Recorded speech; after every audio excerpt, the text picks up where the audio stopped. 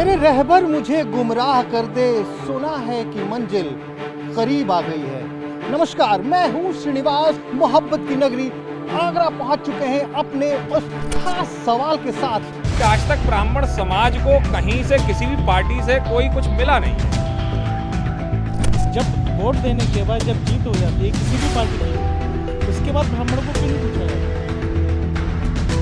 वो तो कह रहे हैं कि ब्राह्मण शंख बजाएगा और हाथी चलता जाएगा। वो कहते हैं यार उनकी कहने क्या रहा है, ब्राह्मण शंख नहीं बजाएगा। हम बजाएगा उनके लिए नहीं बजाएगा, दूसरे बजाएंगे सब लोग।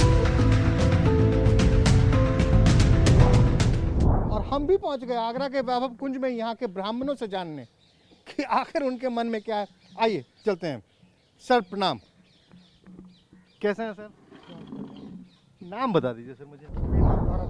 ब्राह्मणों को कहीं कोई तरजीह नहीं मिली किसी तरह की, और एक तरह से वो ठगे भी महसूस करते हैं अपने आप को। दूसरा, कहीं कुछ ऐसा नहीं है कि उनका कहीं कुछ भला हुआ हो। जिस तरह का तिरस्कार पहले हो रहा था उसी तरह का तिरस्कार अब भी है। तो सर ब्राह्मण जाएंगे कहाँ? 2007 में आप मायावती के साथ गए, ब्राह्मण शंख बजाएगा, जी हाथी चलता जाएगा, जी हाथी नहीं गणेश है, जी ब्रह्मा विष्णु महेश है। जी। तो आप कह रहे हैं कि इस सरकार ने भी ब्राह्मणों के साथ ठगी कर ली। तो मायावती के साथ आप पहले भी 2007 में जा चुके हैं, जी। तो उससे भी आप ठगे जा चुके हैं जैसा आप कह रहे हैं। तो अब अगली बार किसके पास जाएंगे जो आपको अच्छे से ठग सके, जैसा आप कह रहे हैं? मैं नहीं कह रहा। देखिए, मैं नहीं समझता कि ये एक जगह कहीं जाएंगे। हाँ, अब भी बीजेपी के साथ ज़्यादा होगा, इनके पास कहीं कोई विकल्प नहीं है। नहीं, जैसे कि मैंने कई फेसबुक वगैरह पे देखा और मैंने कहा कि साहब भारतीय जनता पार्टी ने और पहले मायावती जी ने, फिर सापा ने भी सब ब्राह्मणों को अपनी तरफ कर लिया। कुछ प्रबुद्ध ब्राह्मणों ने कहा कि वोट कर लिया नहीं था, ठग लिया था। अच्छा। हाँ, तो ये चर्चा भी हम ब्राह्मणों में जब कभी कोई बात सम्मेलन होते हैं तो उसमें ये बात होती है। सम्मेलन तो हो रहा है सर यहाँ पे, उसमें भी ये बात होगी? नहीं, ये पॉलिटिकल सम्मेलन है। अच्छा। ये पॉलिटिकल सम्मेलन है और ये वो ही है जैसे बरसात में मेंढक निकल आते हैं। हाँ, तो सत्ता पक्ष का ही लग रहा है, सत्ता पक्ष का ही मतलब योगी जी का। योगी जी का। तो ये क्या चल रहा है बवाल कि ब्राह्मण नाखुश है कि ये आवाजें आ कहाँ से रही हैं? कौन बता फैला रहा है? लगभग 20 से 22% ब्राह्मण है, उसमें से कुछ हो सकता है नाखुश हो। हाँ, आगरा जिले की बात की जाए तो लगभग 15-16% 15-16% ब्राह्मण पूरे जिले में होंगे। 2-3 विधानसभाएं ऐसी हैं जहां ब्राह्मण ही डिसाइड करता है, जी। जैसे आपका दक्षिण का साउथ का है, भाकी है, खेड़ागढ़ है, हाँ। फतेहाबाद है। जी, ये जी। 3-4 विधानसभाओं जहाँ में 60 डोमिनेंट है भाजपा। 60,000 से ज्यादा मतदाता हैं। बिल्कुल डोमिनेंट है उसमें ब्राह्मण। वहाँ पर ब्राह्मण डिसाइडर वोट है, जहाँ ब्राह्मण चाहेगा उसकी सत्ता बना देगा, उसका विधायक तो ये बना देगा। आवाज आ कहाँ से रही? आप कह रहे हैं सत्ता पक्ष की तरफ है, तो आखिर ये चीजें आई कहाँ से कि ब्राह्मण नाराज है? ब्राह्मण नाराज नहीं है, लेकिन जब से ये जो दूसरी पार्टी विपक्षी लोगों ने जो ब्राह्मण सम्मेलन शुरू किया है, तभी से ये आवाज आने शुरू हुई है। हमारे ऊपर अत्याचार या शोषण हो रहा था तो पहले दिन से ही लोग खड़े होते। आज पता है क्या है, आज मैं गारंटी दे रहा हूँ, जितने भी बसपा सपा और या अन्य पार्टियों में जो भी ब्राह्मण जीते हैं वो ये भूल जाते हैं कि ब्राह्मण कहीं रहता है। यदि वो ध्यान रखे तो आज ये स्थिति पैदा ना हो। क्यों कि वो पता क्या सोचता है कि मेरा बेटा बन जाएगा, मेरी बहू बन जाएगी, मेरी भाभी बन जाएगी, मेरा भाई बन जाएगा।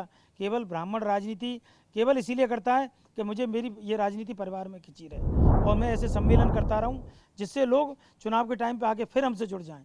ब्राह्मण की जो स्थिति है आज, सबसे बुरी स्थिति है कि आप कहीं से भी उठा लीजिए, आप मंदिर उठा लीजिए, मंदिर का सारा पैसा सरकार ले जाती है, ब्राह्मण भूखा मर रहा है।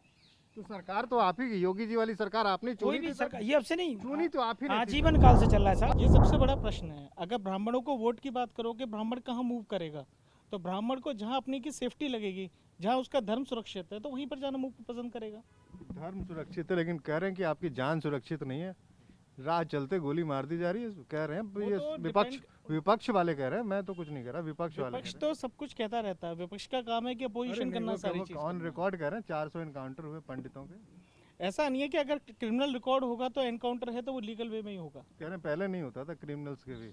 ऐसा नहीं है, रिकॉर्ड्स होते हैं। ऐसा नहीं है कि ब्राह्मण मरे, ठाकुर भी मरे होंगे, अदर कास्ट भी मरे होंगे। कि मैं आपको कहूँ, जैसे कि कोटे वाइज अगर किसी को जॉब लगती है तो उसमें थोड़े चेंजेस ये होने चाहिए। अगर एक फैमिली में से एक आदमी को अगर सरकारी नौकरी मिल गई है तो ऐसा नहीं है कि वो एक्सपायर हुआ तो उसके बेटे को मिल जाएगी या वो है तो उसके बेटे को मिल जाएगी।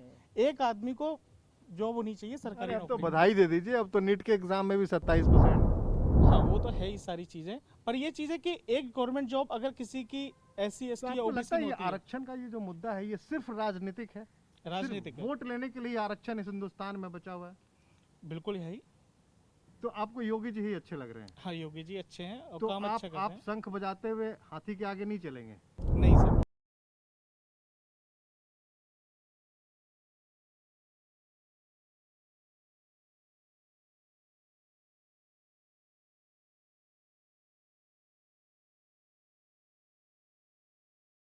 इस वक्त हम आगरा के मन कामेश्वर मंदिर में मौजूद हैं।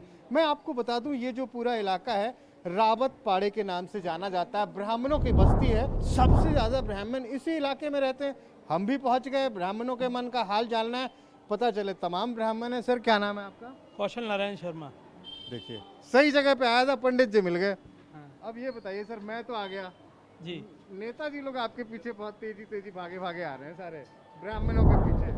आगरा में तो साहब ये हाल है कि किसी 3 केंद्रीय मंत्री और 9 MLA में से कोई नहीं आ रहा है। अब ये अखबार में नित्य दिन हम खबर पढ़ रहे हैं कि तरह तरह के सम्मेलन होने शुरू हो गए हैं, तो लोगों को बड़े समय से ये जो है वो आपके यहाँ तो मायावती जी प्रबुद्ध सम्मेलन, ब्राह्मण सम्मेलन कर रही हैं। हाँ हाँ।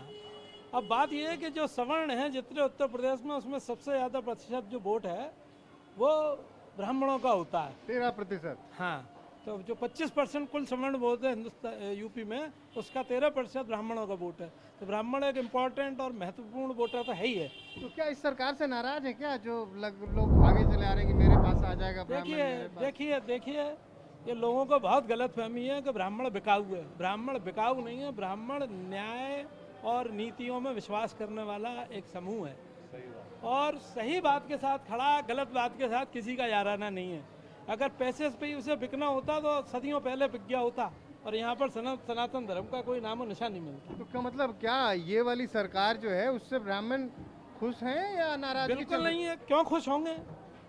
ब्राह्मणों का जो दुत्कार इसमें हुआ है वो कहाँ मिलेगा? बिल्कुल 100% ना खुश हैं।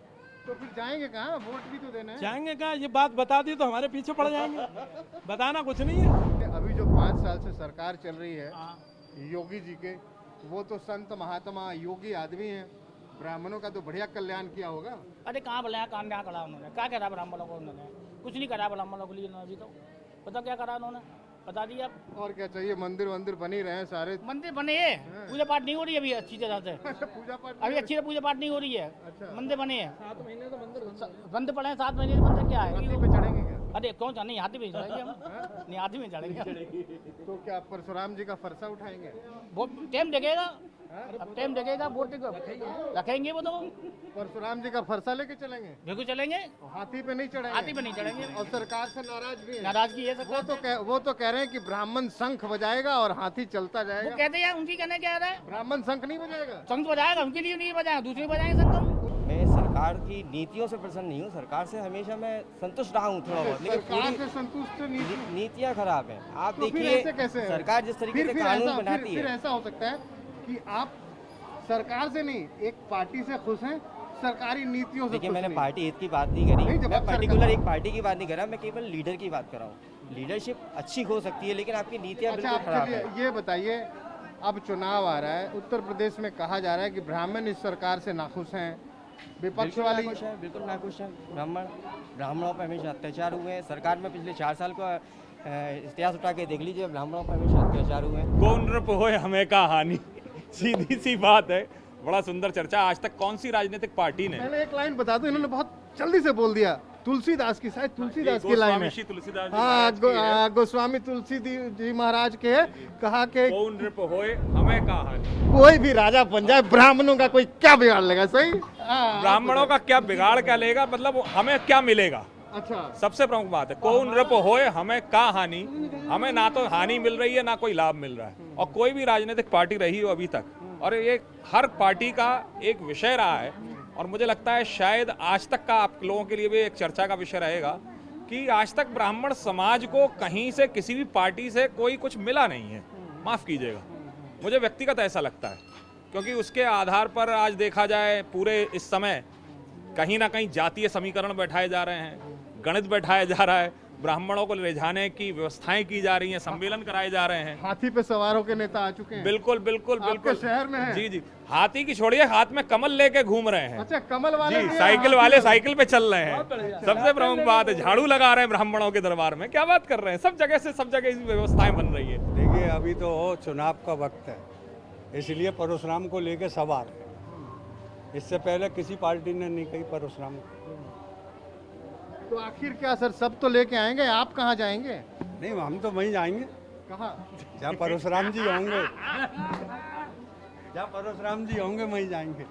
भैया, मैं लगातार घूम रहा हूँ पूरे उत्तर प्रदेश में, अयोध्या से घूमते घूमते अयोध्या, चित्रकूट, तमाम जगहों से होते हुए अभी आगरा पहुंचा हूँ, मोहब्बत की नगरी। बार बार मैं कह रहा हूँ, सबको समझ जाऊंगा, ब्राह्मण समझ में नहीं आते। आप भी ब्राह्मण हैं भैया? जी, पंडित अपूर्व शर्मा मेरा नाम है। आप तो समझ में आएंगे, सीधा सीधा जवाब दे देंगे ना? बिल्कुल दे देंगे आपको सीधा सीधा जवाब। आप बताइए, किस पार्टी ने ब्राह्मणों को सबसे ज्यादा सम्मान दिया? सबसे ज्यादा मुख्यमंत्री दिए कांग्रेस ने, 6 मुख्यमंत्री दिए। अरे सुधारिए पंडित जी, 11 मुख्यमंत्री, 11 टर्म में 6 मुख्यमंत्री दिए। चलिए बोलिए। ठीक है। और सबसे लास्ट 2017 में मुख्यमंत्री चेहरा किसने घोषित करा था? कांग्रेस ने, शीला दीक्षित।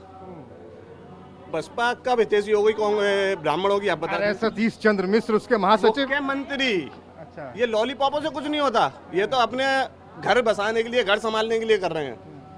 भाजपा के कोई मुख्यमंत्री आप ब्राह्मण चेहरा बता दो, 2017 में भी नहीं, 2022 में भी नहीं। सपा वो अपने यादव परिवार में सेट है, उससे आगे किसी को बढ़ने नहीं देना चाहती। भाजपा अपनी वही आरएसएस तक और उस तक ही सीमित है, योगी बाबा तक सीमित है। वो तो ब्राह्मणों को ठो कर रहे हैं। तो अब ध्यान रखिए, ब्राह्मणों ने इस बार चुटिया कांड में मान लिए, ब्राह्मण भाजपा को तो सफा कर देगा। चुटिया कांड में बन गई है ब्राह्मण के। आप बेफिक्र रहिए, भाजपा यहाँ से सफा है। तो आज आगरा से इस एपिसोड को यही विराम देते हैं। अगले एपिसोड में कहीं और मुलाकात होगी, लेकिन आगरा शहर है मोहब्बत की नगरी, तो कुछ तो इश्क के बारे में कहना ही पड़ेगा। न हारा है इश्क, न दुनिया थकी है, दिया जल रहा है, हवा चल रही है।